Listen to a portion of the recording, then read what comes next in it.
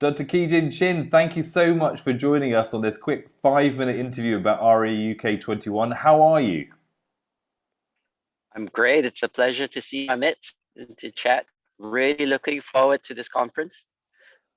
Absolutely. Well, we're really excited to have you. And for us, we've been very fortunate that you've had a close relationship with REUK for a number of years, most recently being our REUK 19 Bruce Scott lecturer. So, what I'd like to ask you, first of all, is what are you most looking forward to about REUK 21? Well, I think RA UK has always been a very special conference because it really brings practicing clinicians who are true experts. Um, and it's one of the few places where you get to hear pearls that you can take home and use the very next day in your practice. And that's always enthralled me about um, conferences that happen at RUK, and I've enjoyed every one that I've been to. I've always come away with something I can use. Absolutely. And So I'm it's looking been forward to many more points there.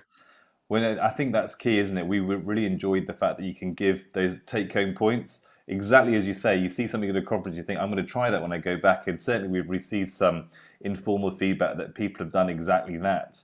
So, with that being a given, why do you think people should register for the meeting? I think again, it's so unique in the way it's designed. Just look at the program. You've got all these real life scenarios that are going to be addressed. You're going to hear how people would actually approach them. You're going to hear a variety of different views. I think you've done a great job in bringing international faculty. The silver lining in all this COVID business is that you're going to hear from people not just in the UK, but from the US and from Europe. And that diversity of opinion is great because there's so many ways to slice a loaf or skin a cat, whatever your preferred metaphor. Absolutely. Now, listen, I've been very fortunate that I've been able to learn from you. I can't you consider you a friend, but also a mentor. I spent a lot of time looking at your block videos on YouTube. So it will come as no surprise to you that the next questions I'm going to ask you relate to your favorite blocks. So I would like you to think about and answer your favorite upper limb block, your favorite lower limb block, and your favorite trunk block. And I'm wondering whether or not we'll get any surprises in there. Well, when it comes to upper limb blocks, there are no surprises. And, my trainees will tell you that the infraclavicular is by far and away my favorite block. Okay. Quick, easy, very fast, and reliable. So uh, that's the one I probably do the most often nowadays. Okay. Lower limb, you know, there's favorite and the ones I do most frequently. I actually have to say I have a soft spot for the femoral nerve block, which is a little bit sort of a forgotten block Hmm. now that the adductor canal is so popular. But I love doing femoral nerve blocks for hip fractures. It's some beautiful anatomy. It's a very satisfying block to do. So so I love it, and I think it should not be something that gets overlooked. Okay. I love And that. trunk blocks.